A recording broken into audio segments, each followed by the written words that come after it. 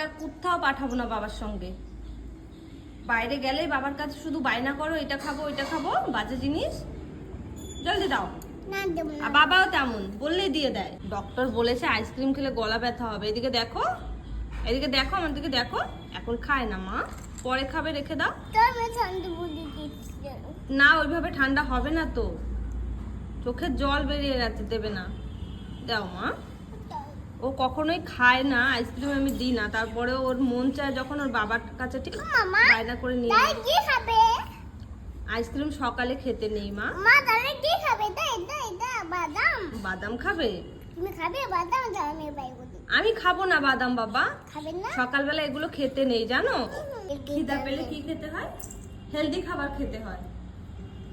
বলো তো কি খাবার খেতে হয়? No no no no no. তুমি যে একটু আগে বললে যে মা খিদা পেলে হেলদি খাবার খেতে হয়, এখন আবার নো নো করছো কেন?